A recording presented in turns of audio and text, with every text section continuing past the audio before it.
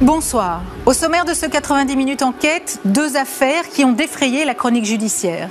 Celle de Dany Le Prince, accusé d'avoir tué toute sa famille, et celle du pédophile récidiviste Francis Évrard. Automne 94, l'affaire Dany Le Prince marque la France. On parle alors de ce fait divers comme du massacre de Thorigné-sur-Dué. Toute une famille est sauvagement assassinée à l'aide d'une feuille de boucher. À l'époque, les soupçons se portent sur Dany, le frère de Christian, le père de la famille décimée. On parle de jalousie, de règlement de compte. La propre femme de Dany et sa fille l'accusent du meurtre. Il est alors condamné à la réclusion criminelle à perpétuité pour l'assassinat de son frère, de sa belle-sœur et de deux de leurs enfants. Mais Dany Le Prince, lui, a toujours clamé son innocence. Un comité de soutien a travaillé pendant des années pour demander la réouverture de l'enquête. Et puis, au bout de 17 ans de prison, les portes de la prison s'ouvrent pour Dany. La commission de révision des condamnations pénales ordonne sa remise en liberté dans l'attente d'un nouveau procès. Nos équipes étaient là, aux côtés de sa nouvelle femme, épousée pendant sa détention. Elle nous raconte comment il réapprend à vivre après plus de 5700 jours passés en prison. Elle nous raconte aussi comment tous deux vont se préparer à ce nouveau procès qui établira peut-être son innocence. Nos équipes tenteront aussi de refaire l'enquête. Voici l'affaire Dany Le Prince, un document bouleversant de Florence Dartuy. Cet homme s'appelle Dany Le Prince. Il sort de la prison de Poissy au bras de sa femme et en compagnie de son avocat. Pourtant, il a été condamné à la réclusion criminelle à perpétuité, il y a 16 ans, pour le quadruple meurtre de son frère, de sa belle-sœur et de ses deux nièces. Au bout d'un moment, il leur fallait un coupable et puis ça a tombé sur lui, quoi. Pourquoi la justice a-t-elle décidé soudain de libérer Dany Le Prince? Est-il coupable ou innocent? Le travail des enquêteurs est aujourd'hui remis en cause. Il n'y a pas eu d'enquête. J'ai jamais vu ça. Ça n'existe pas, des trucs comme ça. Mais si. Que s'est-il vraiment passé ce jour-là à Thorigné-sur-Dué? Contre-enquête sur un des faits divers les plus barbares de ces dernières décennies. Il a fallu que je résiste. Je souffrais beaucoup.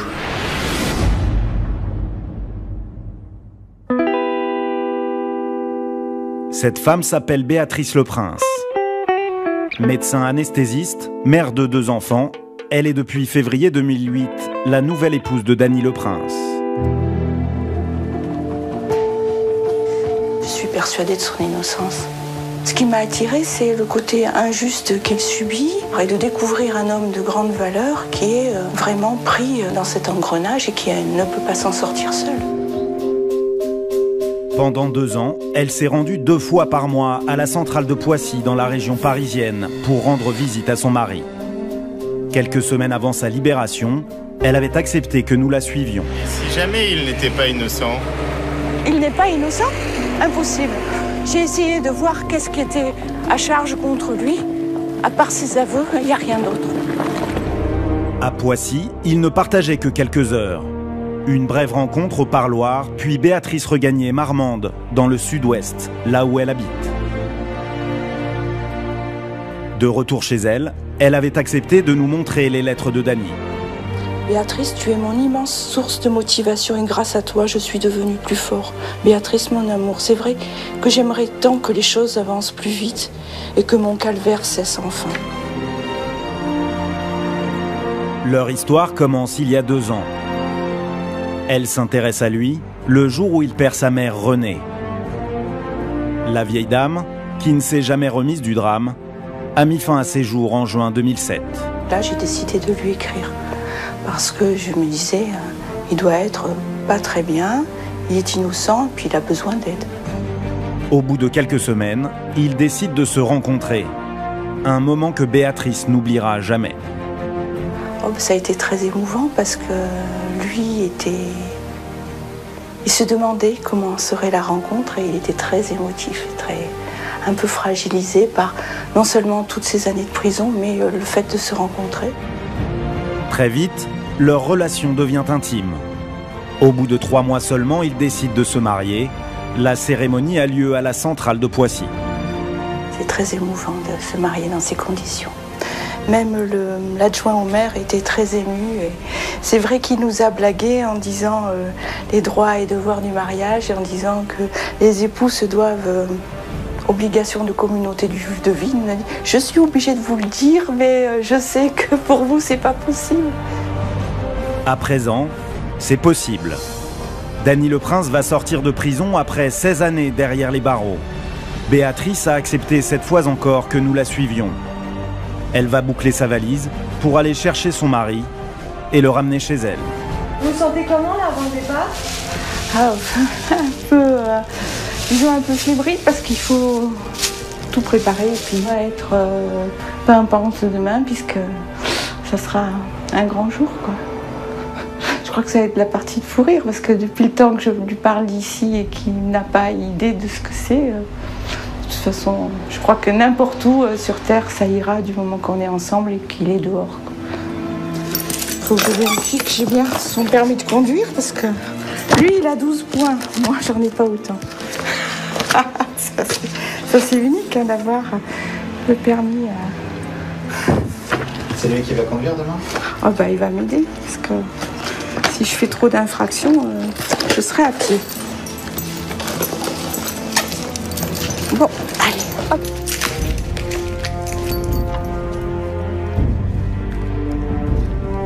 En partant de chez elle, Béatrice reçoit un coup de fil. C'est Dany qui s'inquiète. C'est leur dernier échange téléphonique avant la liberté. Ah, tu t'inquiètes pas. Non, je vais prendre la route. Chouchou, calme-toi. Tout va bien.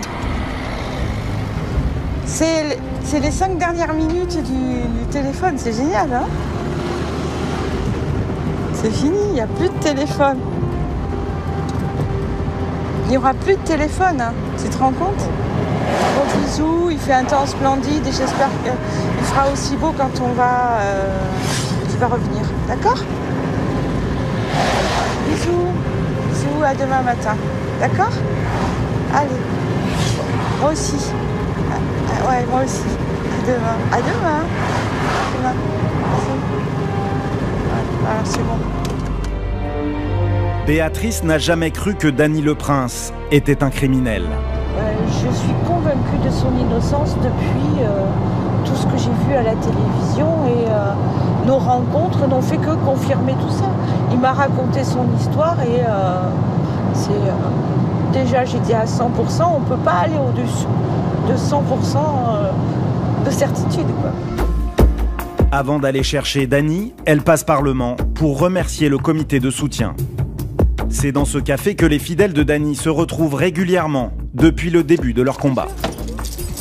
Dany Le Prince sera interdit de séjour dans la Sarthe après sa libération, une des mesures de son contrôle judiciaire. Béatrice est donc venue dire merci en son nom à tous ses amis. C'est surtout merci à vous tous d'être là et d'avoir soutenu Dany pendant tant de temps. Ça c'est chapeau. Parce que là, il le mérite. Sa libération, c'est votre mérite. Hein. C'est grâce à vous tous. Chacun a fait quelque chose. Hein. Oui, un petit quelque chose fait une belle victoire. Hein.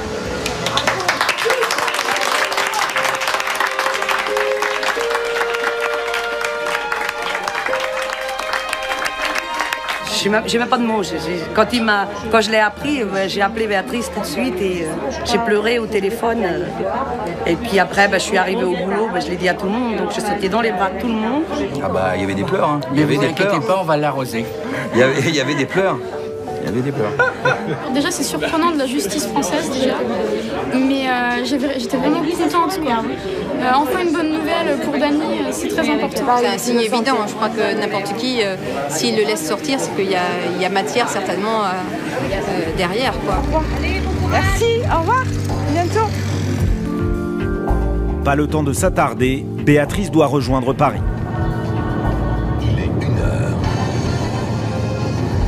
La nuit sera courte, Dany Le Prince doit être libéré demain à 8h30.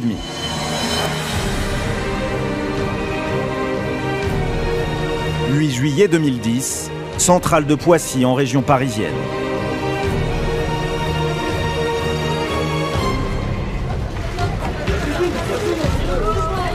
Dany Le Prince sort au grand jour après 16 ans d'enfermement.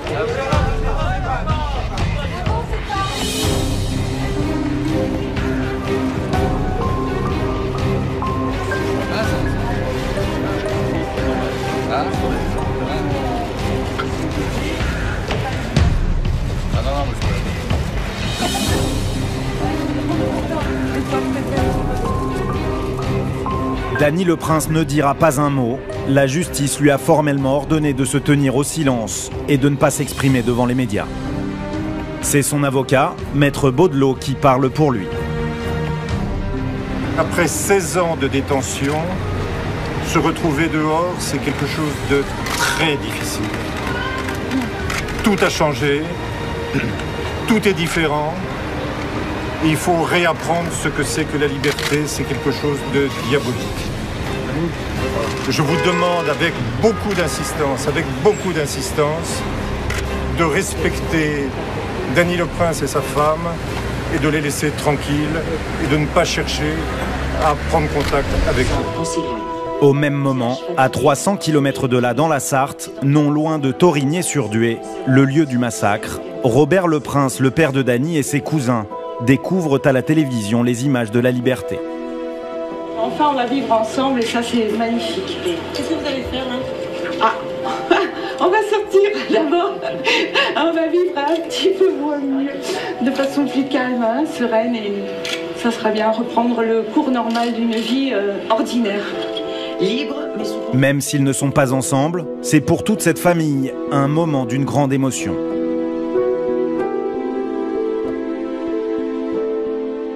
Je suis content que ce soit sorti, je peux vous le dire. Je suis un homme heureux maintenant.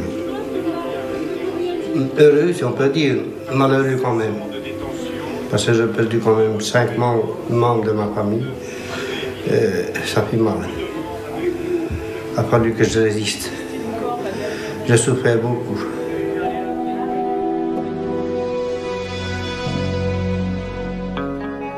Retour à Poissy, une admiratrice est venue spécialement devant la prison pour soutenir Dany Le Prince. Avoir un bisou. Vous voyez les heures, les jours qui Bonne chance. Merci. Bien ensoleillé, c'est magnifique. Bonne chance. Merci à vous. Dany et Béatrice doivent regagner Marmande dans la journée. Mais d'abord, l'ancien prisonnier veut faire ses premiers pas d'homme libre dans les rues de Paris. Il a accepté que nous le suivions. Dany Le Prince se promène comme un citoyen anonyme, au milieu de la foule. Béatrice et son avocat l'emmènent fêter sa libération dans un restaurant de la capitale. Au menu ce jeudi-là, c'est saumon mariné, filet de canette et poire au sirop. On est bien loin des menus de prisonniers.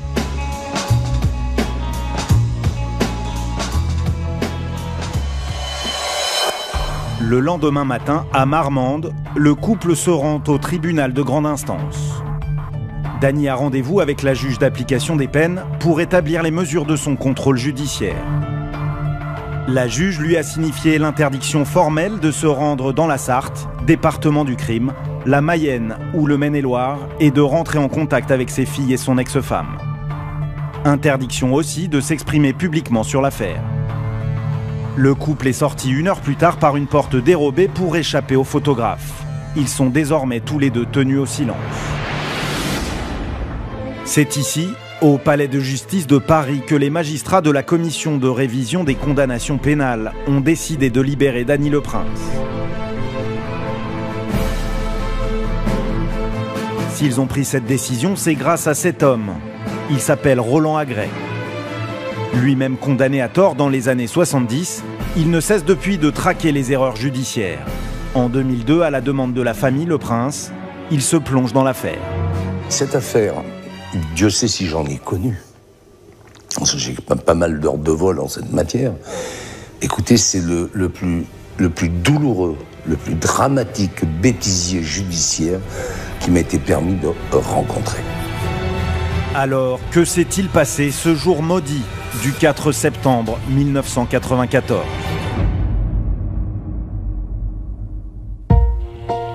Nous sommes à Thorigné-sur-Dué, un village de la Sarthe de 1600 âmes, habituellement paisible. Le pays est tranquille, ici la vie est douce et tout le monde se connaît. Mais ce matin du 5 septembre 1994, le village va découvrir l'horreur. Christian Le Prince, le frère de Dany, ne se présente pas à son travail. Il est patron d'une carrosserie. Un de ses employés s'inquiète, il se rend à son domicile. Lorsqu'il pousse la porte entr'ouverte de la maison, une vision d'horreur s'imprime à jamais dans sa mémoire. Il alerte les secours. À 9 h, les sirènes des gendarmes et des pompiers retentissent dans les rues de Thorigné. Dans la maison de Christian Le Prince, c'est le carnage. Régis Boutier est le premier pompier arrivé sur les lieux. 16 ans après, il reste marqué par ce qu'il a découvert. On est rentré dans la maison quoi, pour aller voir ce qu'il y avait exactement. Déjà, on ne voyait pas la couleur du carrelage, c'était du sang partout. Puis voir un corps, 2 corps, 3 corps, on ressort quoi. On ressort pour reprendre ses esprits parce qu'on se demande de ce qui s'est passé quoi. Régis Boutier connaissait la famille Le Prince et la violence des coups portés lui semble aujourd'hui encore incompréhensible. C'est un acharnement qu'il y a eu sur ces gens-là, quoi. On s'est acharné, c'est pas un coup mortel, on s'est acharné sur ces gens-là. Ils étaient défigurés, complètement ouverts d'un bout à l'autre, quoi. Même Christian était méconnaissable, quoi. Quelqu'un qu'on avait l'habitude de voir. Bon, là, il fallait savoir que c'était Christian. Hein. Il fallait vraiment, on le reconnaissait pas, quoi.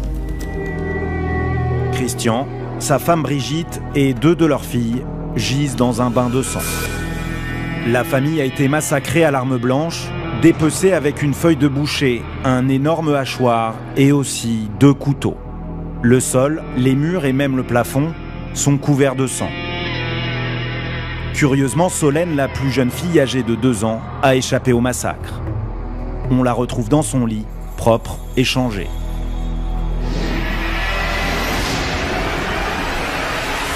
C'est la première énigme de cette terrifiante barbarie. En évidence sur le bureau de Christian, les gendarmes découvrent une vieille reconnaissance de dette de 10 000 francs. Un prêt que Christian avait accordé à son frère Danny en 1986.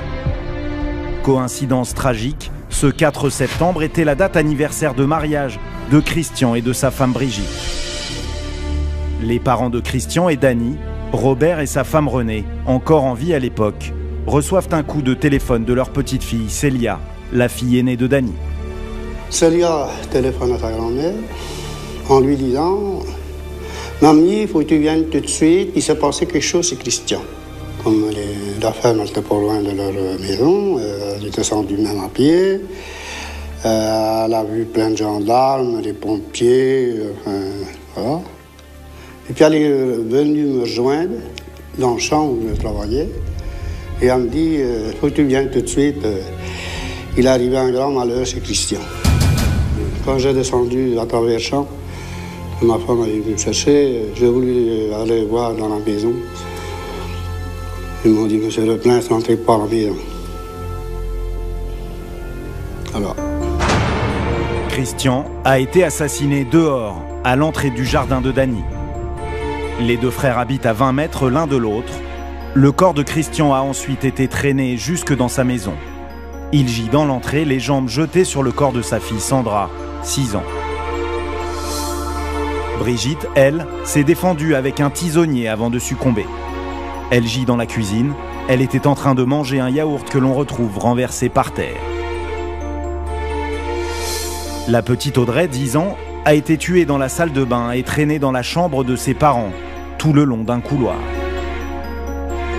Les petites filles étaient en train de se déshabiller avant d'aller au lit.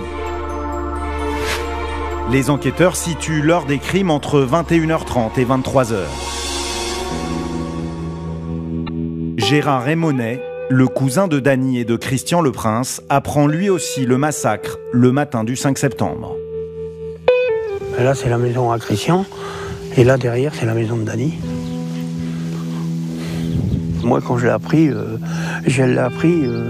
on m'avait dit il y a un malheur chez Le Prince. Je pensais que c'était à la carrosserie. Et non, après, on a dit non, c'est à la maison, il y a eu un massacre. Et c'est là que j'ai su ça, quoi. Qu'est-ce que vous ressentez d'être là devant ça? Moi, ça me fait beaucoup mal, c'est tout, quoi. Parce qu'avoir connu tous ces gens et puis avoir su comment ils ont été massacrés, ça me fait mal, quoi. Vous avez pu re-rentrer dans la maison après? Ah non, j'ai jamais pu re-rentrer. Je suis venu qu'une seule fois dans la maison à Christian et je n'ai pas pu rentrer. Pourquoi? Plein d'images, avoir connu ces gens vivants et puis après avoir vu tout ce qui a été fait là-dedans, le gâchis qu'il y a eu. Parce que vraiment, ça devait être affreux. La violence du massacre. Ah oui. Parce que pour tuer des personnes comme ça, faut vraiment... faut être dans un état second, pour moi. Faut être complètement à côté de la plaque, quoi. La violence du drame choque les proches, mais aussi la France entière. L'affaire fait la une des journaux. Tout le monde veut savoir qui a commis un massacre aussi horrible. Commence alors l'une des enquêtes criminelles les plus invraisemblables de ces dernières années. Ce sont les gendarmes du Mans qui sont chargés de trouver le coupable. La pression est forte, la hiérarchie est fébrile. Il faut conclure l'affaire au plus vite. Les maisons des deux frères sont très proches l'une de l'autre. Les enquêteurs veulent savoir si Dany, sa femme Martine et leurs 3 filles ont remarqué quelque chose de suspect. Mais tous affirment n'avoir rien vu ni entendu. Une réponse qui intrigue les gendarmes. Vu la proximité des maisons, ils sont persuadés que Dany et sa famille ont forcément été témoins du massacre. L'attention se focalise alors sur le clan Le Prince. 3 jours après le drame, le 7 septembre, toute la famille Le Prince, sans exception, est placée en garde à vue. Qu'est-ce qui t'a emmené en garde à vue ce soir-là? Tout le monde. Ils sont partis, Martine, René, Robert, Alain, Dany. Détail troublant, Dany Le Prince est le seul à sortir menotté de la maison. Quand on a vu Dany partir avec les menottes. Alors là... Ça nous a... La garde à vue sera musclée. Les enquêteurs veulent un coupable à tout prix. Rien ne sera épargné à la famille qui va vivre un enfer pendant 48 heures. Robert Le Prince, le patriarche, en est encore traumatisé aujourd'hui. On m'a giflé parce que je voulais pas dire que c'était Dany. J'ai dit non. Il ne dirait pas que c'est Dany. Puis au bout d'un moment, j'ai lâché, j'ai dit, puisque vous dites que c'est Dany, dites que c'est Dany. Voilà. Et quand je pense que ma pauvre femme, ils ont fait déshabiller pour aller voir si elle n'avait pas un arme sur elle, vous vous rendez compte. Ils ont fait mettre les mains dans ce pourquoi, dans du jus rouge, puis ils ont dit, ça c'est le sang de vos petites filles. Quelle horreur. Que vous avez sur les mains. Moi ça me fait peur ça, quand je pense à ça. Les gendarmes entendront d'autres témoins. Jean-Luc Jobidon est un vieil ami de Dany. Il travaille avec lui à la boucherie industrielle. Il se souvient encore, lui aussi, de son interrogatoire. Ils avaient tendance à orienter les questions et surtout à écrire les réponses de ma part en les orientant sur la culpabilité de Dany. Sans arrêt. À chaque fois que j'ai voulu plus ou moins parler de Martine, on m'a fait comprendre que c'était un sujet qu'il fallait pas, ça servait à rien. Le sujet, c'était pas Martine, c'était Dany. À la 40e heure de garde à vue, coup de théâtre. Martine et sa fille Célia accusent Dany d'avoir commis les 4 meurtres. À la 46e heure, épuisé, Dany craque. Il avoue le meurtre de son frère. Mais il nie les 3 autres crimes. Qu'est-ce qu'il a avoué? Il y a des éléments dans le dossier, il y a effectivement des aveux, mais il y a aussi un certain nombre d'autres éléments qui permettent de conforter les déclarations qu'il a faites. Les aveux sont là, les gendarmes tiennent le coupable. Les autres membres de la famille Le Prince sont renvoyés chez eux. Alain, le frère cadet de Christian et Dany, sort anéanti de sa garde à vue. Je vous en supplie, on a assez, on est une famille déchirée alors. Non, je veux pas en rajouter, j'ai aucun commentaire. Une famille déchirée, c'est aussi la conviction des enquêteurs. Christian Le Prince a réussi sa vie, il a monté sa propre carrosserie. Avec sa femme Brigitte, il affiche un train de vie confortable. Brigitte et Christian avaient fait des travaux d'amélioration dans leur maison, même si au départ ils avaient construit un peu les mêmes maisons. Il y en a une qui a évolué plus vite que l'autre. Est-ce qu'il y a eu une jalousie? Je ne sais pas. Danny était-il jaloux de son frère? Une chose est sûre, ses fins de mois sont difficiles. Ouvrier agricole le jour, pour faire entrer de l'argent dans le ménage, il travaille le soir à la Socopa, la boucherie industrielle de la région. La reconnaissance de dette que les enquêteurs retrouvent sur les lieux du crime conforte leurs soupçons. Pour eux, le mobile du crime est clair. Danny est jaloux de son frère, il lui doit de l'argent. Ils tiennent le coupable. Au bout d'un moment, il leur fallait un coupable et puis ça a tombé sur lui, quoi. Il a avoué sous la contrainte. Sous la contrainte, et puis terminé, allez, en voiture. Le procureur, la juge Brunetière, il avait trouvé le pigeon idéal. Et après, ça a été l'engrenage. Et voilà. Comme dit Maître Pelletier, l'avocat, le premier qu'il avait, il a été condamné avant d'être jugé. Dans la nuit, Danny est mis en examen pour meurtre. Il est écroué. 3 ans après le drame, le procès s'ouvre devant la cour d'assises du Mans, le 11 décembre 1997. Dans son box, celui que les journalistes ont surnommé « le boucher de la Sarthe » se défend mal. Il subit son procès et les accusations, mais il ne cesse de réaffirmer son innocence. Aucune preuve matérielle n'accuse Danny Leprince. Mais ses aveux, les accusations accablantes de sa femme et de sa fille vont faire basculer les jurés. Après 3h30 de délibéré, le verdict tombe. Danny Leprince est reconnu coupable du quadruple meurtre. Il est condamné à la réclusion criminelle à perpétuité avec une peine de sûreté de 22 ans de prison. Mais Danny ne cessera de crier son innocence. Même Danny nous disait, papa, maman, vous pouvez marcher la tête haute.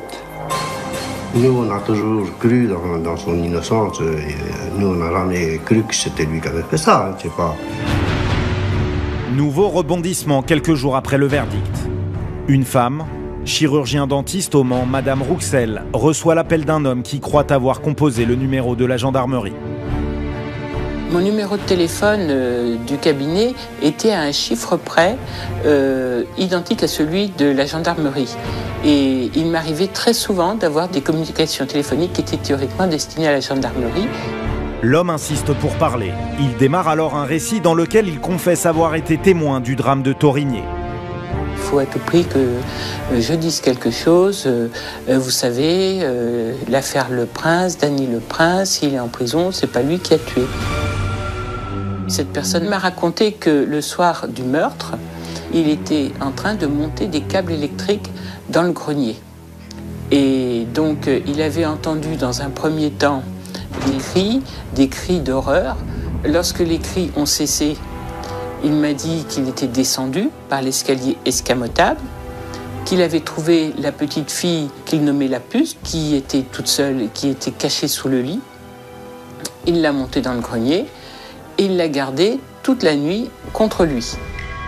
Il affirme avoir entendu une violente dispute entre Martine et Brigitte pour une question d'argent. Puis il aurait vu Martine revenir, accompagnée de plusieurs hommes, à l'heure du carnage. Alors moi, il m'a parlé de la Martine et qu'elle était avec plusieurs hommes, mais il a quand même reconnu des voix et il a pu identifier la personne. Donc il la cite nommément comme étant responsable de la tuerie. Caché dans son grenier, il attend le départ des gendarmes, s'enfuit par un Vélux et descend par une gouttière. Mais devant les enquêteurs, l'homme se rétracte. Il dit avoir tout inventé en lisant les journaux. Son témoignage est controversé. Malgré des éléments troublants, les horaires qu'il donne ne correspondent pas. Alors, ce témoin était-il réellement dans le grenier au moment des faits ? C'est un autre mystère du dossier Leprince, un autre doute qui ne profitera pas à Danny. Il reste donc incarcéré.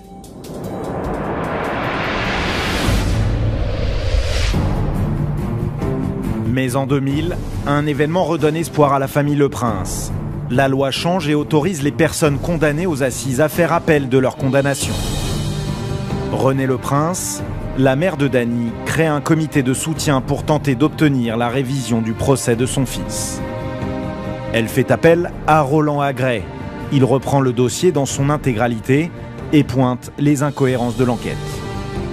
Pour obtenir la révision du procès, il veut d'abord s'appuyer sur les médias, une tâche qui s'annonce difficile. Comment arriver à persuader la presse que Dany Le Prince, le boucher de la Sarthe, qui a pris perpète et 22 ans de sûreté parce qu'il a massacré sa famille, est peut-être innocent? Vous qui êtes journaliste, quelle est votre réaction là? Mais tout le monde freine des cas de fer. Donc il a fallu aller sur le terrain, ramener des éléments concrets, les donner à la presse, les expliquer, les donner, sans arrêt, sans arrêt, sans arrêt. J'ai même été obligé de tenir une conférence de presse à poil quand même. Et à mon âge, c'était peut-être pas bien raisonnable, mais pour soutenir Dany, évidemment que je l'ai fait. C'est donc dans le plus simple appareil que Roland Agray mène sa conférence de presse.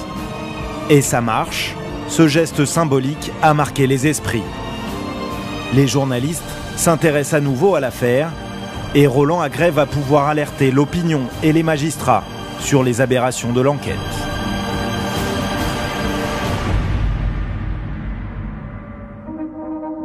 Écoutez, les enquêteurs n'ont pas approfondi, non, je veux dire qu'ils n'ont rien fait. C'était facile d'aller sur le terrain, de tout reprendre à zéro, en fait c'est ce qu'il fallait faire. Il n'y a pas eu d'enquête.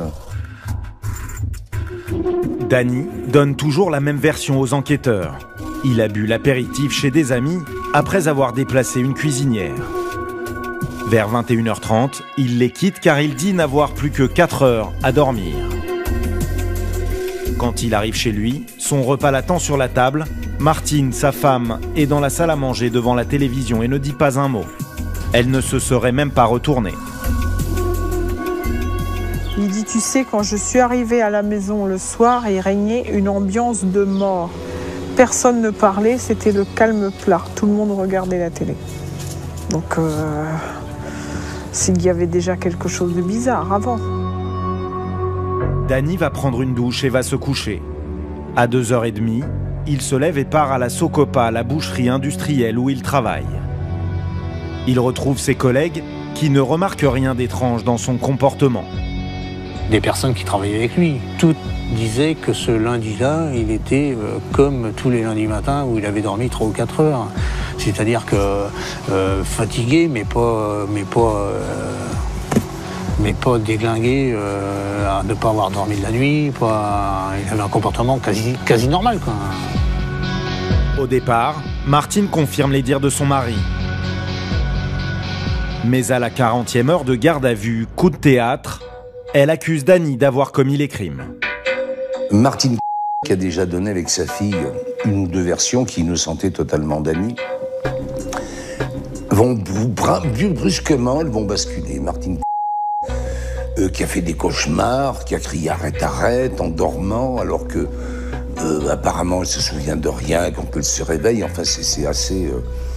Là, elle va dire « ben oui, effectivement, Dany rentre, il se met en bout de table, il mange, et il sort. J'attends 3 minutes, elle en reste toujours à ces 3 minutes que je prends en référence de l'accusation. L'accusation s'en est tenue à ça. Hein. Je sors avec le relief du repas, les chiens sont dans le garage et ne jappent pas. Et elle voit Dany en train de frapper son frère. Elle le passe à côté de lui, elle crie « arrête, arrête » et elle va dans la maison prévenir Brigitte. Et ils sont déjà tous morts. Malgré sa macabre découverte, Martine serait retournée tranquillement chez elle pour regarder la télévision avant d'aller se coucher près de l'homme qui venait, selon elle, de massacrer 4 personnes. Célia, 14 ans, la fille aînée du couple, accuse son père, elle aussi. Que dit Célia? Elle dit « J'ai ouvert la porte de la salle à manger, j'ai vu Dany frapper mon oncle, et j'entendais dans la maison d'en face des bruits de meubles et des hurlements, ça devait être mes petites cousines très certainement. » Et Célia, comme sa mère, serait rentrée tranquillement chez elle pour aller se coucher. Ni l'une ni l'autre n'appelleront les secours, mais ce n'est pas la seule incohérence.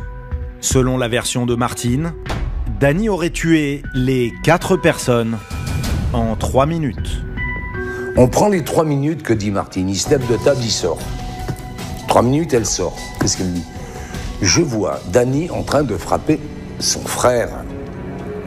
Je passe à côté de lui, je crie arrête, arrête, je vais dans la maison, ils sont déjà tous morts. Ce qui implique que forcément, il est sorti et il a tué tout le monde, opéré aux mises en scène, et il est en train de finir de tuer son frère en 3 minutes. J'ai posé la question à quelques experts, voyez-vous, c'est tout à fait impossible. Mais ce qu'il est encore plus, c'est qu'il faut considérer qu'il a fait tout ça sans laisser la moindre empreinte, la moindre trace. Et encore plus, il faut pousser le raisonnement. À savoir qu'il a été capable de faire tout ça, de ne pas laisser ses empreintes, mais qu'il a été capable de laisser des empreintes qui ne lui appartiennent pas. Parce que des empreintes, il y en a plein, qui ne sont pas les siennes. Des empreintes que les gendarmes négligent et qui resteront non identifiées. Quand ils informent Dany que sa femme et sa fille l'accusent, il craque et avoue avoir tué son frère, mais pas les autres membres de sa famille. Je suis arrivé chez Christian et me suis engueulé avec lui devant sa porte d'entrée. Brigitte était derrière lui. Je les ai engueulés car ils ne voulaient pas nous aider financièrement. Le ton est monté. Christian a voulu aller chercher Martine. Je l'en ai empêché.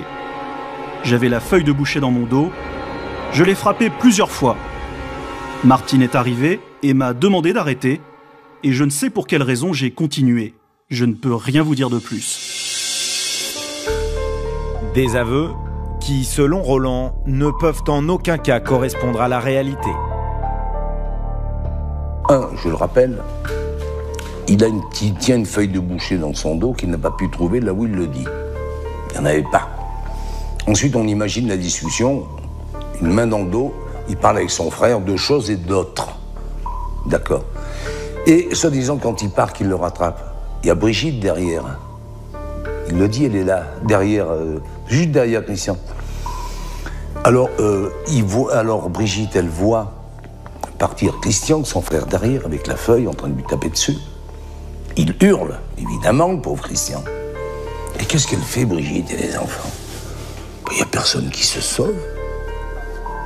Les petites restent en culotte, elles attendent leur tour, elles attendent de se faire massacrer. Et Brigitte, mieux que ça, qu'est-ce qu'elle fait? Eh bien, elle va dans le frigo, elle décapsule un yaourt, elle mange son yaourt tranquille. Elle attend que Dany revienne. C'est ça, cette logique. Et ça, Madame Brunetière a accepté ça. À l'époque, c'est la juge Céline Brunetière qui instruit cette affaire. Elle ne semble pas relever les incohérences de l'enquête. Je vois pas un soupçon d'analyse, je vois pas aucune réflexion autour des incohérences du dossier. Il n'y a rien qui se passe chez la juge. Céline Brunetière est toujours magistrate au Mans. Elle a refusé de répondre à nos questions. Mais un autre mystère demeure, celui de la petite Solène. La petite fille de 18 mois avait miraculeusement échappé au massacre. Elle avait même été retrouvée propre et changée dans son lit. L'homme, soi-disant caché dans le grenier, avait affirmé avoir gardé la petite Solène avec lui toute la nuit, puis l'avoir redéposée dans son lit au petit matin après l'avoir changée. 2 ans après le drame, Martine va donner une autre version à la juge. Elle lui déclare que c'est elle qui s'est occupée de l'enfant cette nuit-là et qui l'a sauvé. La dernière version qu'elle donnera 2 ans plus tard. Si dans la première elle dit « je n'ai pas vu Solène », dans la dernière elle dit « si ». Je suis allé dans la chambre de Solène. Solène était là. Je l'ai prise dans mes bras. Elle était pleine de sang. J'ai fait le tour par derrière de la maison. Je l'ai accompagnée dans ma maison pour la laver dans la salle de bain. Ensuite, elle la met dans la voiture. Elle passe devant le monstre, qui est forcément encore là. Et elle dit, je vais chez ma belle-mère, Renée, et chez mon beau-père, Robert. Je leur explique que Dany est devenu fou, qu'il a tué tout le monde. C'est à quoi ils lui répondent, toujours selon elle, pour sauver Dany, va remettre la petite dans son lit. Alors pour sauver Dany, je comprends pas tellement. Toujours est-il qu'elle s'exécute. Elle revient avec la petite. Elle va la mettre dans son lit. Et elle abandonne quand même cette gamine au milieu des cadavres. en pleine nuit. Et elle va rejoindre qui? Le monstre. Elle s'endort. 2h30, le réveil sonne. Le monstre se lève. Vite, vite, il s'habille, il se prépare, il s'en va. Travailler à la Socopa. Et là, que fait Martine? Va-t-elle se jeter sur un téléphone? Au secours, j'ai peur, au secours. Elle remonte le réveil à 6h. Elle se rendort. Elle se rendort. Et elle se réveille à 6h du matin. Où elle va prévenir? Non, elle prévient personne. Elle retrouve Célia, elles prennent le petit-déj ensemble. Elles vont faire un tour de marché, après on les retrouve sur un tracteur, à quelques 50 mètres des lieux du massacre, le matin du massacre. Les parents de Dany le Prince nient avoir vu Martine et Solène ce jour-là. Pourtant, la justice accrédite cette version. Mais ce ne sont pas les seules incohérences de l'enquête. Dany le Prince est-il le boucher de la Sarthe, décrit dans les médias? Ceux qui le connaissent bien ne le voient pas comme un homme violent. Manipuler le couteau n'était pas du tout son truc. Pas du tout, pas du tout. Et la vue du sang, c'est encore pire. Il n'était jamais capable de tuer un cochon, ni de tenir la poêle pour récupérer le sang. Martine, elle aussi, travaillait à la Socopa. Jean-Luc Jobidon s'en souvient. Après plusieurs formations, elle a fini pareuse, c'est-à-dire que pareuse, c'est quelqu'un qui se sert que du couteau. C'est quelqu'un qui travaillait pratiquement comme un mec, quoi. Physiquement, elle avait la moelle et puis... Mais à l'époque, personne ne s'intéresse à Martine le Prince. Pour les enquêteurs, Dany est coupable et il aurait tué par jalousie et pour l'argent. Un mobile pourtant démenti par l'entourage de Dany.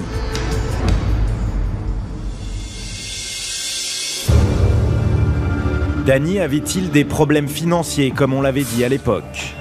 La reconnaissance de dettes posées en évidence sur la scène du crime a conforté cette hypothèse. Mais pour sa famille, Dany n'était pas dans le besoin. Si vraiment il y avait eu des découvertes, les parents auraient été sollicités. Ça n'a jamais été le cas. Contrairement à ce qui a été dit à l'époque, Dany ne semblait pas envieux de la réussite de son frère. Christian avait eu des soucis avec des amis et tout. Mais Dany était là pour le tirer d'affaire. Hein. Ça, je l'ai entendu plusieurs fois à René le dire. Hein. Dany avait de la fierté de dire Christian, malgré toutes les difficultés qu'il a eues au départ, ça marche pas mal, quoi. Et puis pour lui, même si c'est compliqué, ça ira mieux demain, quoi. En fait, il semble que la rivalité se soit installée plutôt entre les deux belles-sœurs. Une jalousie maladive de Martine à l'égard de Brigitte a souvent été évoquée. On savait que les deux belles-filles s'entendaient mal. Nous, on a toujours supposé qu'entre Brigitte et Martine, il y avait peut-être une jalousie. Il y en avait une qui était jalouse de l'autre. Mais Dany n'a jamais été jaloux de son frère, au contraire. Il était même content qu'il arrive à ses affaires. Il a quand même créé son garage, il a bossé, Dany aussi. Dany n'a jamais été jaloux de son frère. Par contre, la célèbre Martine, elle était jalouse de sa belle-sœur. Un mobile fragile, une enquête approximative, aucune preuve matérielle. À l'arrivée, un dossier d'accusation qui semble plutôt maigre.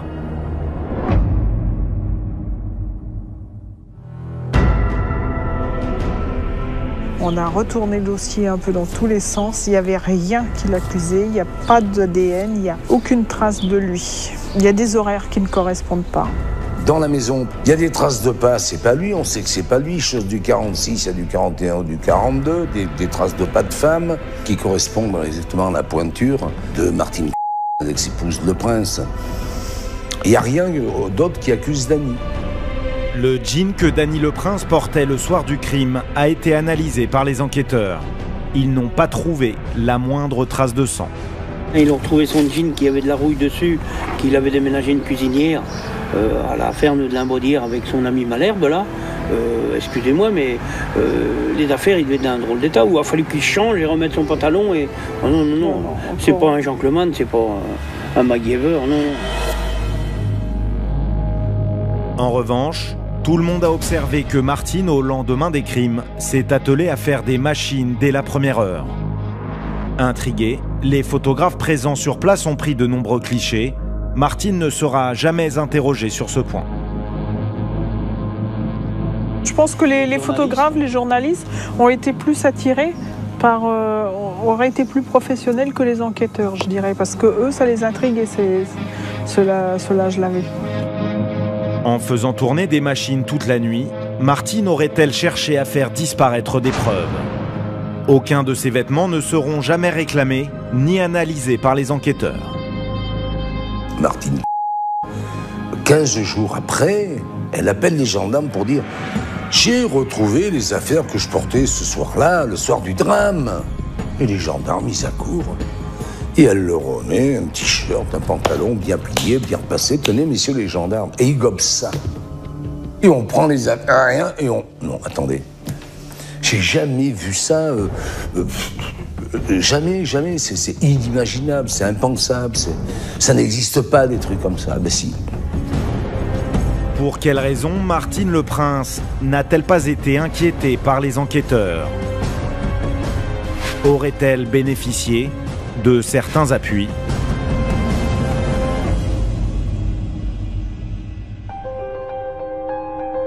À l'époque, Martine aurait entretenu une relation privilégiée avec le gendarme commandant de la brigade de recherche du Mans. Une relation mentionnée en toutes lettres dans le rapport de la commission de révision que nous nous sommes procurés. L'enquête n'a pas été menée avec la rigueur nécessaire. Ces manques sont évidents. Et parce que Martine Le Prince et son père avaient des relations privilégiées avec les enquêteurs, l'enquête a été délibérément orientée pour se focaliser sur Dany Le Prince, de façon à éviter d'autres mises en cause. C'est sûr qu'elle a été protégée. C'est pas en liberté qu'elle devrait être enfermée aussi. J'espère qu'elle ira. À mon avis. Ah, c'est invraisemblable. C'est inimaginable qu'on puisse avoir une couverture. Et pour avoir une couverture, c'est que la gendarmerie ou les flics qui peuvent couvrir une personne de telle manière. Vous côtoyez au plus près comme ça la gendarmerie pour arriver à être écarté de tout soupçon. Martine avait peut-être d'autres soutiens. L'élève magistrat qui assistait la juge Brunetière connaissait bien Martine lui aussi. Elle avait été sa nourrice pendant 5 ans et tous deux avaient gardé des liens d'affection. À aucun moment, le dossier d'instruction ne fait état de cette relation. Le magistrat en question reconnaît aujourd'hui devant la commission de révision que son objectivité concernant le dossier lui apparaît affectée. Au fil du temps, des charges apparaissent contre Martine.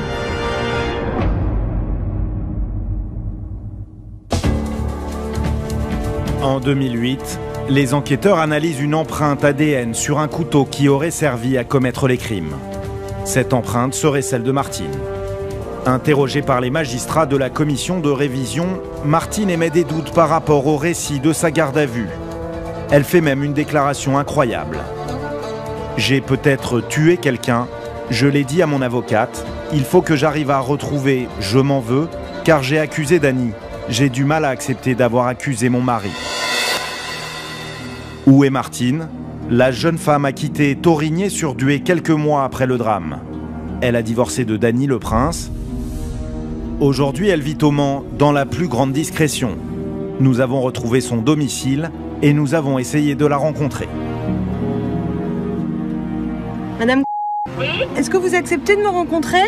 Non, j'accepte de rencontrer aucun journaliste, donc c'est pas la peine de venir. Je parle à aucun journaliste. Vous n'avez rien à dire? Non, rien à dire pour l'instant, voilà. Merci, au revoir.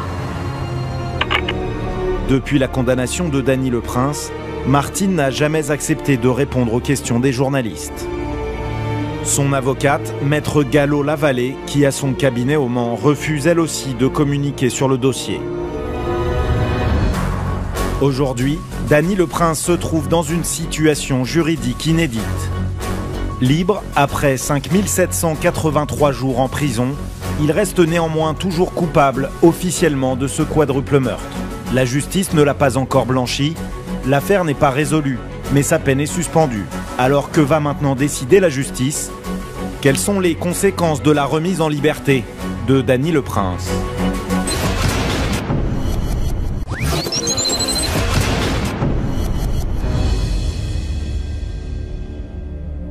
Malgré sa libération après 16 ans de prison, Dany le Prince reste donc officiellement coupable du quadruple meurtre de son frère, de sa belle-sœur et de leurs 2 enfants. Cette situation juridique est inédite et la Cour de révision a maintenant le choix entre 3 possibilités. Renvoyer Dany le Prince derrière les barreaux, annuler purement et simplement sa peine, ordonner un nouveau procès. J'ai confiance maintenant dans la justice, puisque au niveau de la révision, on peut dire merci à la révision. J'espère qu'eux vont nous sortir quelque chose et qu'il y aura un nouveau procès. Nous, on n'attend que ça, on n'attend que la vérité. Et puis que ceux qui ont fait le travail, ils soient punis, c'est tout. Point. La chambre criminelle va, c'est certain, c'est inéluctable, elle va ordonner une nouvelle enquête. Et je peux vous dire, cette nouvelle enquête, elle va être musclée à mon avis. Ce ne sera pas du tout la même qu'à l'époque. Ce sera d'autres magistrats, d'autres enquêteurs. Et là, il y en a quelques-uns qui risquent d'aller en garde à vue. C'est mon avis. Et tout ce que je souhaite qu'ils sortent de ça, c'est le maximum, des gros morceaux de vérité. Je le redis aussi pour la mémoire de toutes ces victimes qui jusqu'à aujourd'hui sont bafouées. Si la Cour de révision ordonne un nouveau procès, Martine sera-t-elle entendue?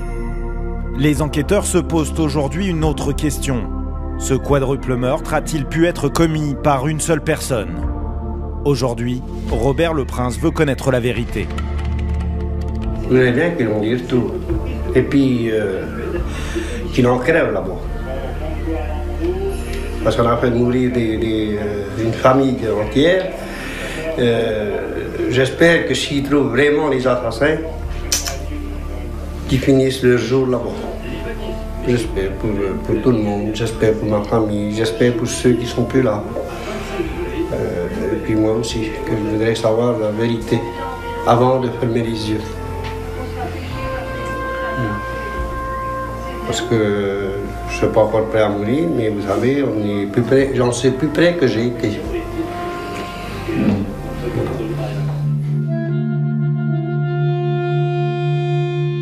Gérard se recueille souvent au cimetière pour rendre hommage à ses cousins disparus. Quand vous voyez, il y en a déjà 4 là. Qu'est-ce qui s'est passé? On voudrait bien le savoir, c'est tout.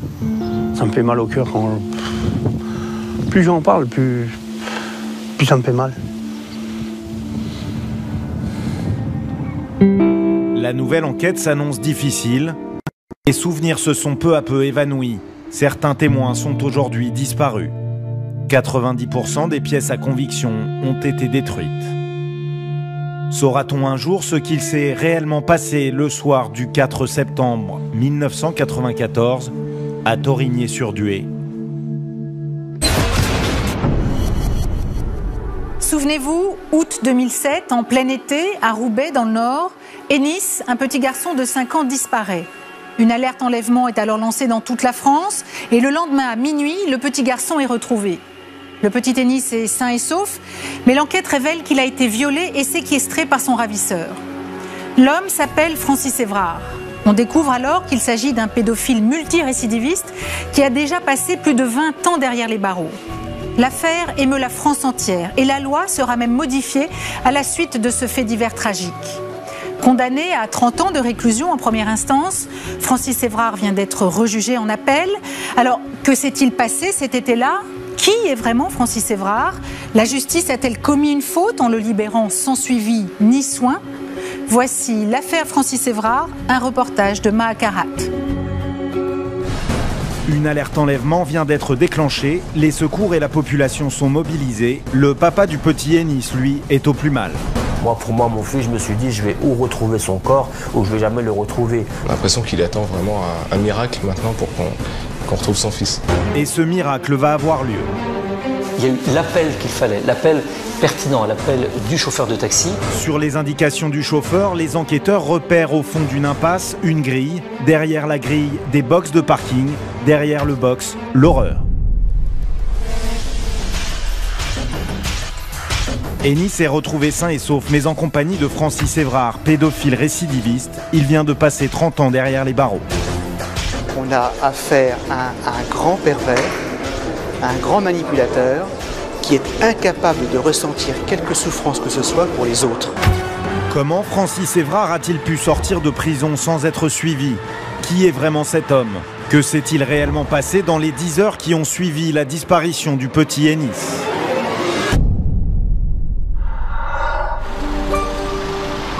Il est 13h30 à Roubaix, le 15 août 2007, lorsqu'Ennis et sa grand-mère font le tour de la grande braderie annuelle.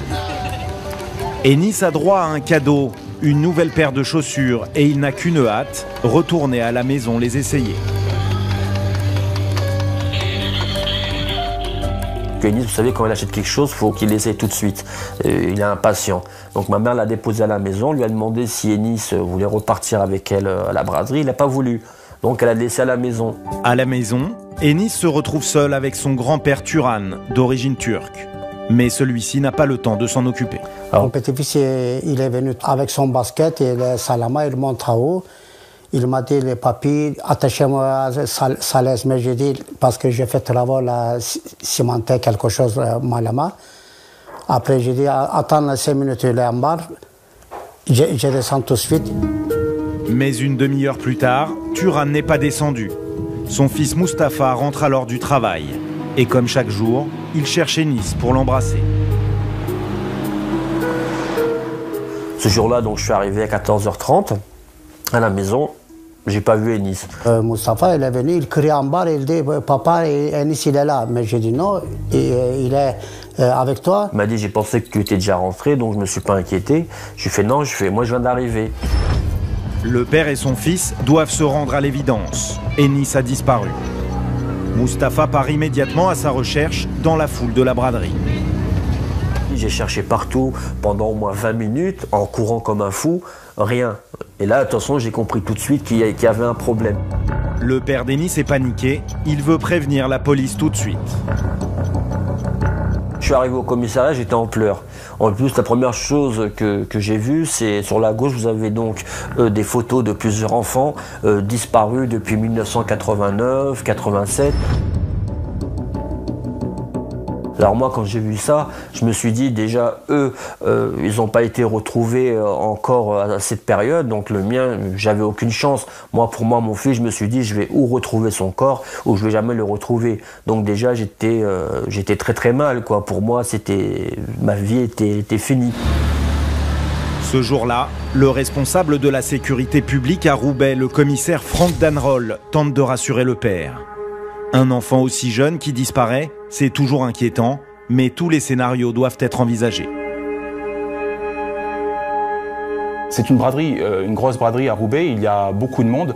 L'enfant peut être parti de lui-même ou avec des amis jouer dans un terrain vague à proximité.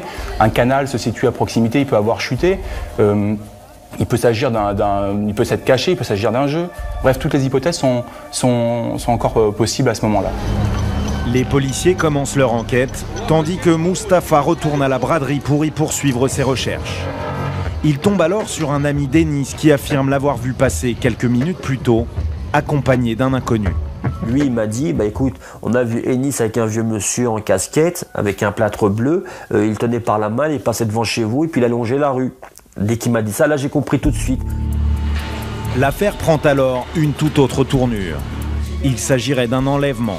Mustapha prévient les autorités, le commissariat de Roubaix va devoir demander du renfort. Avec l'hypothèse d'un enlèvement, même si c'est qu'une hypothèse, c'est un fait très grave. Donc on avise immédiatement les autorités compétentes, le parquet, et puis donc les services qui sont aussi les plus à même de mener une enquête de ce niveau-là, donc la police judiciaire. À 17h30, la police judiciaire de Lille est saisie. Lorsque le commissaire Speck, chef de la division criminelle, prend connaissance des faits, il a comme un pressentiment. Dès les premiers contacts que nous avons avec le commissariat de Roubaix, les contacts avec le parquet, nous savons que nous allons nous engager dans le processus alerte enlèvement. Première étape, rassembler du personnel. Il y avait toute la phase d'enquête à conduire sur le terrain. Donc là, nous avons rappelé à peu près une trentaine de fonctionnaires pour la police judiciaire. À 19h, les policiers sont prêts à médiatiser l'affaire en lançant l'alerte enlèvement partout en France. Mais il faut d'abord le feu vert du procureur. En attendant, ils ne peuvent mobiliser que la presse locale. Or, le JT régional vient de commencer. France 3 se dit prête à diffuser un message dans leur JT immédiatement. Vive inquiétude ce soir à Roubaix où un enfant de 5 ans a disparu. Il a été vu pour la dernière fois à la braderie du quartier de l'Homme-Lé aux côtés d'un homme. Sa famille est sans nouvelles depuis 14h30. On arrive à fournir une photo de l'enfant. On dicte en direct l'intervention du présentateur JT au moment même où il passe devant la caméra. Le signalement de l'homme qui a été vu avec lui, 40-50 ans, type européen, brun, le bras dans un plâtre. C'est une première démarche qui d'ailleurs apporte assez rapidement des éléments pertinents. Et effectivement, là, un premier témoignage est recueilli, en l'occurrence l'exploitant d'un débit de boissons de Roubaix, qui semblait avoir comme client le présumé ravisseur porteur d'un plâtre. Le patron de ce bar suit les infos régionales tous les soirs et le portrait du ravisseur lui rappelle l'un de ses habitués. Il venait, prenait son premier café le matin, puis après on discutait un petit peu de tout et de rien. Bon, après nous, le service il commençait, lui il allait faire un petit tour, il revenait puis il mangeait là. Pratiquement tous les midis, il mangeait ici. Le témoignage du cafetier est essentiel parce qu'il donne effectivement un nom, Francis Évrard. Là, on le passe aux fichiers police qui sont à notre disposition et on se rend compte que cet individu, malheureusement, a un profil de prédateur. L'affaire se complique. Francis Évrard est répertorié comme pédophile récidiviste. Il a déjà fait 27 ans de prison pour plusieurs viols de jeunes garçons. Il vient justement de sortir de détention. Là, la pression, elle monte d'un cran. À ce moment-là, c'est plus simplement un enlèvement crapuleux, mais ça pourrait être un enlèvement de nature pédophile, dont on sait que les issues sont souvent fatales. Cette information capitale arrive directement sur le bureau du procureur Philippe Lemaire. C'est le dernier élément qu'il attendait. Pour déclencher l'alerte enlèvement, il a besoin d'une description du ravisseur. Nous avons deux témoignages de personnes totalement différentes. L'un, ce sont des voisins.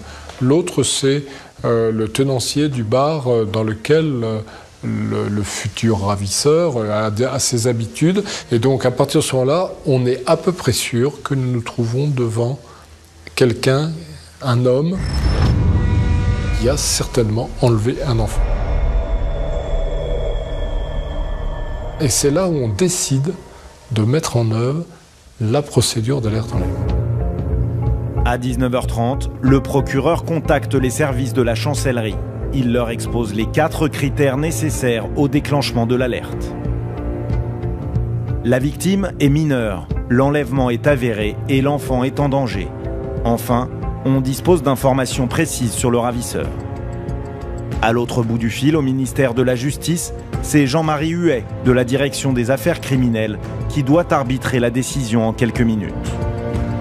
Et les collaborateurs de ma direction et moi, on échange dans un temps court, c'est vrai, mais une série d'informations pour être bien certain qu'on est dans les critères du déclenchement d'alerte enlèvement. Est-ce que c'est un enfant mineur? Est-ce qu'il a été enlevé?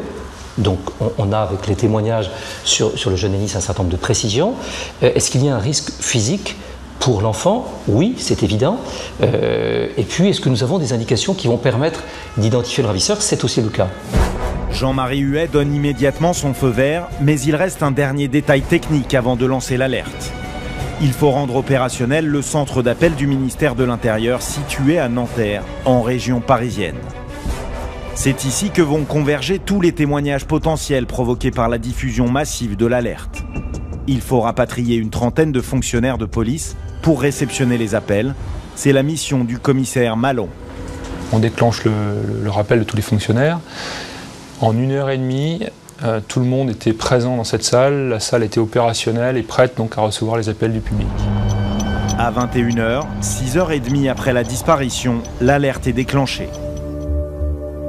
Quand nous avons reçu le message de validation de la chancellerie, tout était prêt et on a appuyé sur le bouton. Appuyer sur le bouton, c'est prévenir les gares, les médias et les compagnies d'autoroutes du lancement de la procédure. Tous ses partenaires ont signé une convention et doivent se tenir prêts à tout moment. En soirée, la télévision est le premier média concerné. Le ministère envoie le contenu de l'avis de recherche à la chaîne par courrier électronique et 10 minutes plus tard, il est prêt à être diffusé. Donc on fabrique un bandeau déroulant qu'on doit diffuser tous les quarts d'heure. Et ensuite, on fabrique aussi ce carton avec ce même texte officiel, enrichi des photos. Et ce carton, on doit le diffuser à la fin des génériques des programmes. Tout ce dispositif dure 3 heures. À 21h58, la sirène retentit sur tout le territoire. Elle est volontairement angoissante pour effrayer le ravisseur. 5 ans, mesure 1,30 m, de corpulence normale, de type méditerranéen, cheveux courts, noirs, les yeux marrons. En cas de découverte, n'intervenez pas vous-même. Téléphonez au numéro vert 0805 200. Le principe d'alerte enlèvement, c'est de créer les conditions d'une insécurité du ravisseur, qu'il se sente épié partout, qu'il ne puisse échapper au regard de personne. Le déclenchement de l'alerte entraîne la mobilisation des journalistes sur le terrain. Ce soir-là, Philippe Pochet et Wilfried Eke sont de permanence. Ils se rendent dans le quartier de la disparition pour enquêter et ils ne sont pas les seuls. Quand on est arrivé dans cette rue, tout le monde avait une affiche avec la photo du petit Ennis. Alors il y a des gens qui les collaient sur les pare-brises des voitures, d'autres qui les posaient au feu tricolore. Toute la rue était vraiment mobilisée, quoi. On rentre dans la maison du père, on tombe sur un père effondré. Il est désespéré en fait quand on arrive, puisque c'est le milieu de soirée déjà. Ça fait plusieurs heures qu'il n'y a plus de nouvelles du tout d'Ennis. Et donc il est effondré. Il attend, on a l'impression qu'il attend vraiment un miracle maintenant pour qu'on retrouve son fils. Je ne me suis pas arrêté une minute de chercher Ennis. J'ai été au bord du canal, dans les chantiers, dans les maisons en construction, dans les coins abandonnés. Je m'arrêtais à tous les coins de rue, je demandais à tout le monde s'ils n'avaient pas vu un enfant avec quelqu'un. Depuis 7h30 que j'ai signé pour alerte enlèvement, j'ai aucune nouvelle, je suis dans le noir complet. Et moi, c'est pour ça que je continue tout le temps mes recherches de mon côté. Au même moment, les policiers du centre d'appel croulent sous les témoignages plus ou moins crédibles lorsqu'à 22h15, un appel fait brutalement basculer l'enquête. Il y a eu près de 700 appels. Il y a eu l'appel qu'il fallait, l'appel pertinent, l'appel du chauffeur de taxi. Ce chauffeur, c'est Xavier Labarre, taxi à Roubaix. Il vient d'entendre l'alerte enlèvement à la radio et a reconnu le signalement d'un homme et d'un enfant qu'il a transporté plus tôt dans la journée. Bon, juste là, voilà, je les ai pris ici. L'enfant était vraiment hyper confiant et hyper ouvert. Il était là entre les deux sièges, il était à côté de moi. Et j'ai quand même posé quelques questions au gamin. Je sais alors comment tu t'appelles, qu'est-ce que tu vas faire? Ah ben on va aller se balader, je m'appelle Yanis.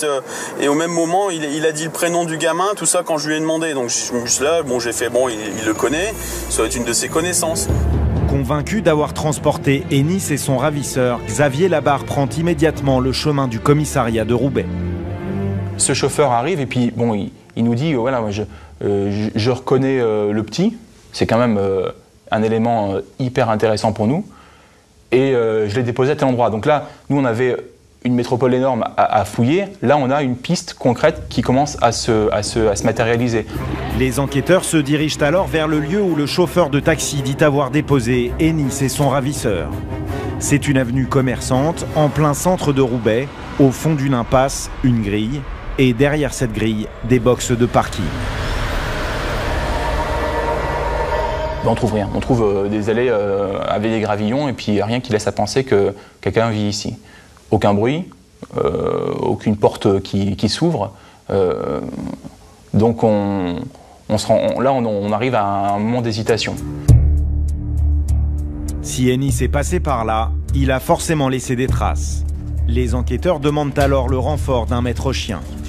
À la brigade des pompiers cynophiles de Cambrai, Laurent Joignier est d'astreinte. À 23h, il reçoit l'ordre de rejoindre Roubaix. Il suspectait quelque chose, mais il ne savait pas quel garage c'était, donc il fallait que je détermine un endroit précis. Donc là, je lâche mon chien, il me marque une première fois la porte, c'est-à-dire qu'il reste à l'endroit, il se met à aboyer, donc pour nous, c'est présence d'odeur humaine. Bon voilà, avec le stress, je le fais repartir un peu, je le fais revenir et là, il me marque une deuxième fois la même chose. Donc là, je me retourne envers les policiers qui étaient là et je leur ai dit, pour moi, il y a une présence d'odeur humaine dans ce garage. Donc là, on décide de forcer les box pour vérifier qu'il n'y a pas l'enfant là. L'urgence commandant cette action-là. Et là, je pense que l'équipe avec laquelle on était un coup de surprise. Et là, on tombe sur un matelas, une espèce d'installation de fortune, le petit tennis qui est à proximité, couché à côté d'un homme qu'on identifie immédiatement comme Évrard.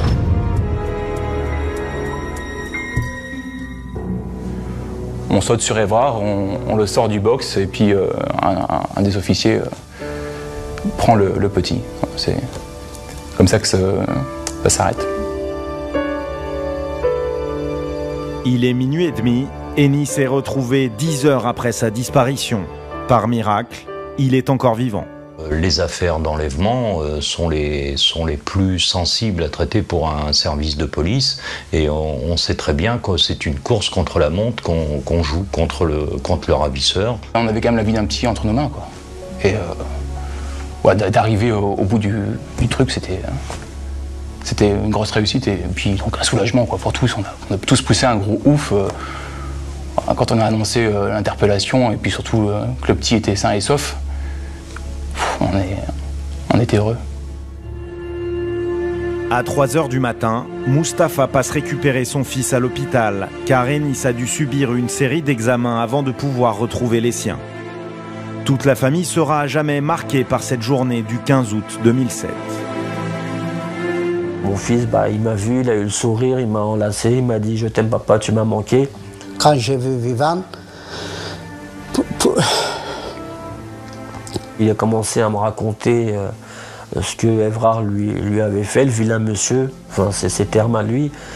Et c'est vrai que même là c'était dur parce que j'étais obligé de sourire, malgré qu'au fond de moi j'avais la colère et la haine, mais je voulais pas que mon fils se sente coupable ou qu'il croie qu'il ait fait une bêtise ou quelque chose, donc j'étais obligé de prendre ça avec le sourire. Le 26 octobre 2007, Francis Évrard comparaît devant la cour d'assises du Nord à Douai pour répondre de l'enlèvement, de la séquestration et de l'agression du petit Ennis. Ce procès pose de nombreuses questions. Comment Francis Évrard, fiché comme pédophile récidiviste, a-t-il pu recommencer? Comment a-t-il pu être libéré sans suivi ni obligation de soins? Qui est vraiment Francis Évrard? Dans un instant, vous découvrirez lors du procès la véritable personnalité de Francis Évrard. On a affaire à un grand pervers, un grand manipulateur qui est incapable de ressentir quelque souffrance que ce soit pour les autres. Comment va se dérouler son procès? Comment va réagir le père du petit Ennis face à celui qui a agressé son fils? C'est très dur à encaisser. C'est comme je dis, à chaque fois je meurs un petit peu.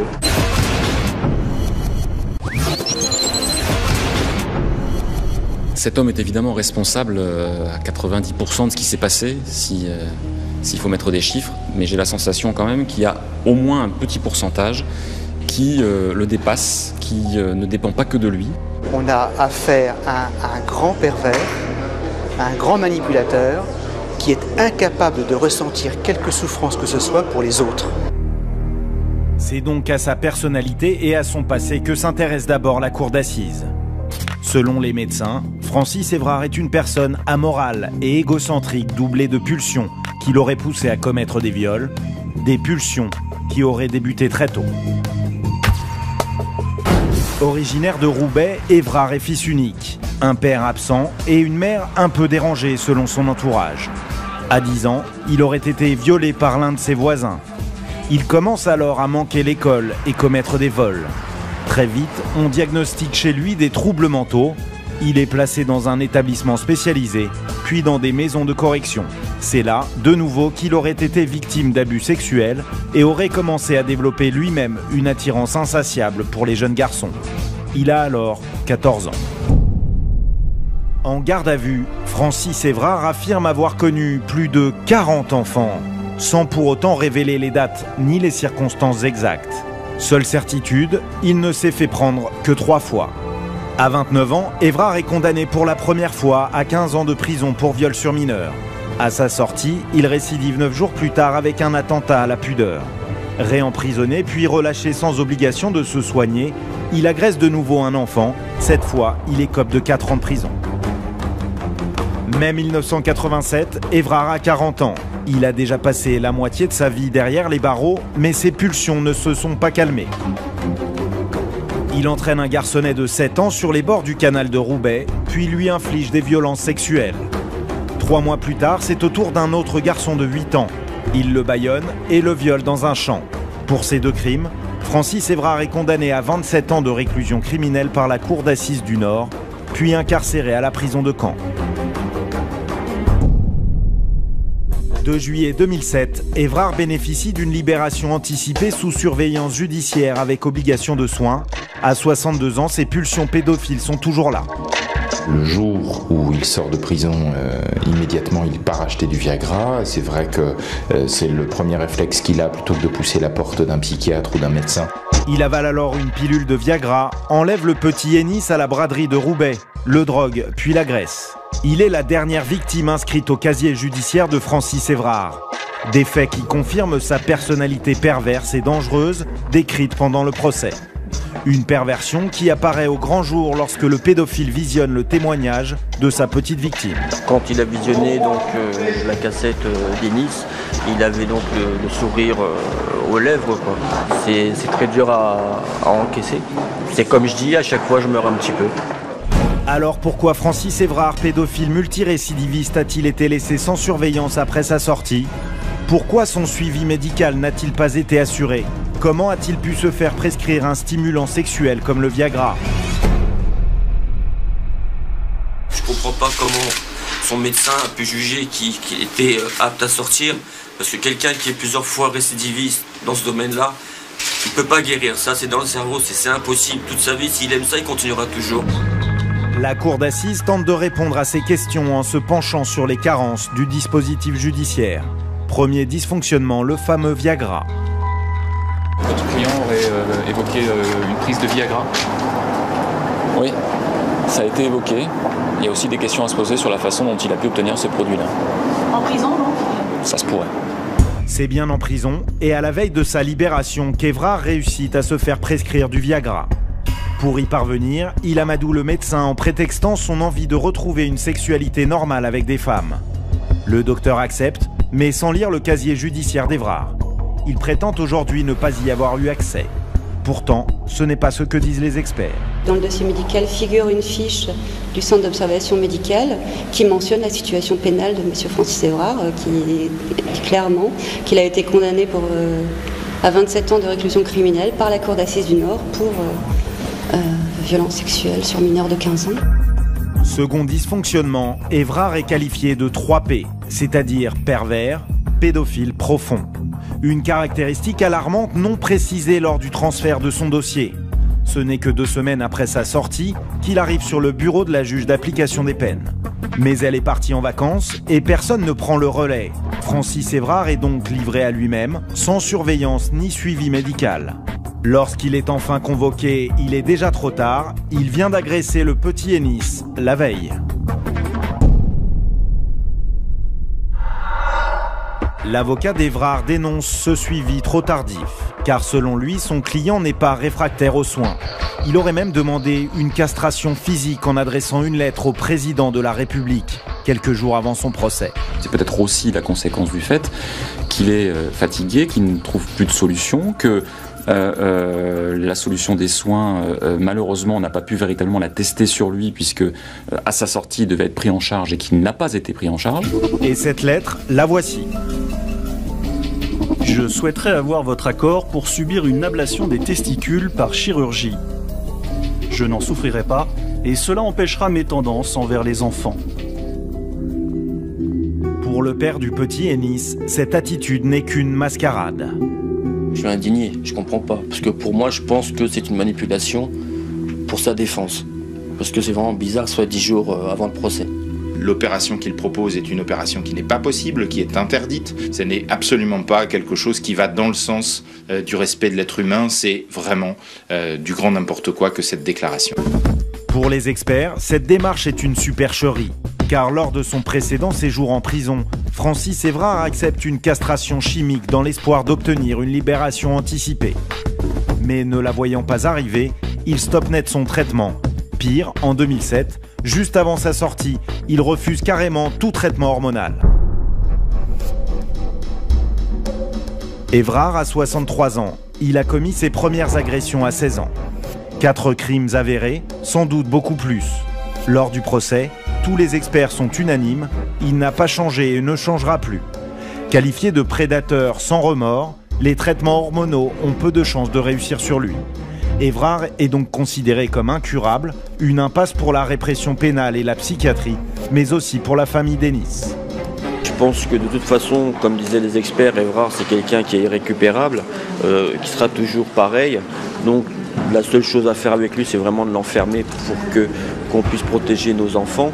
Et j'en suis ravi, mais c'est pas encore fini, on va pas être content maintenant, puisqu'il faut que les jurés aussi suivent ce qu'a demandé l'avocat général.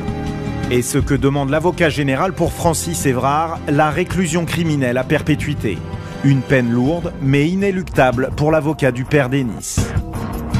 C'est un réquisitoire qui, bien évidemment, nous rend tristes.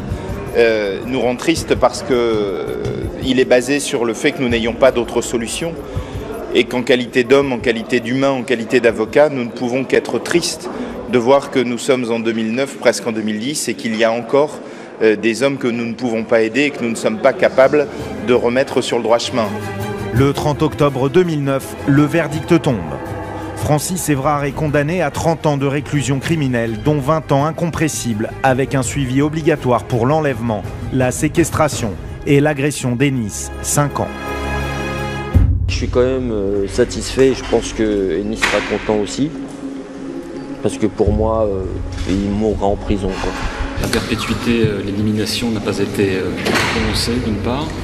D'autre part, la peine de sûreté est diminuée également. Symboliquement, c'est important.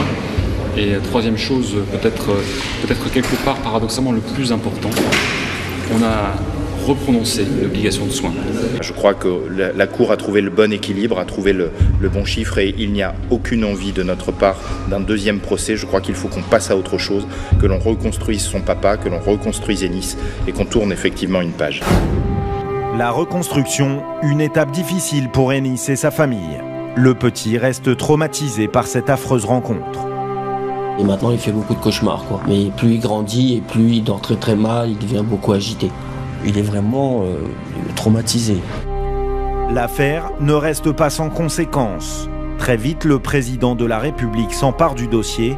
Nicolas Sarkozy reçoit le papa et le grand-père d'Ennis à l'Élysée. Si je suis venu aujourd'hui ici, c'est que pour les lois puissent changer, qu'ils soient plus sévères pour des monstres comme cette personne-là, parce que je trouve pas ça normal qu'il puisse être dehors, surtout que tout le monde savait en prison des gardiens aux co-détenus qu'il allait recommencer.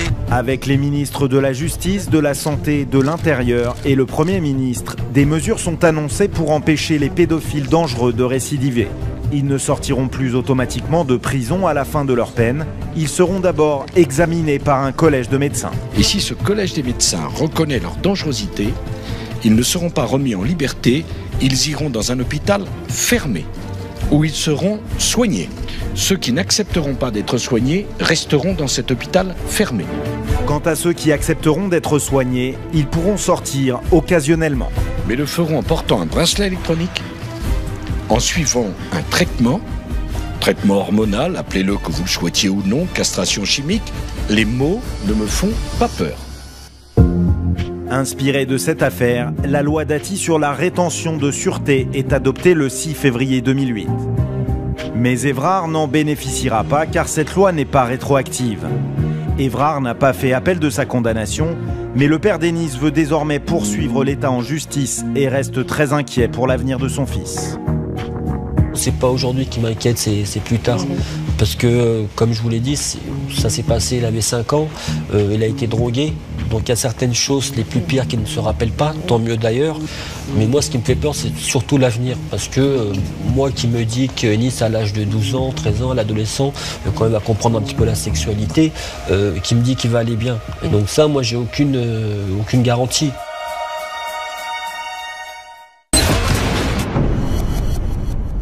Ce 90 minutes enquête est terminé. Merci de nous avoir suivis et à très bientôt sur TMC.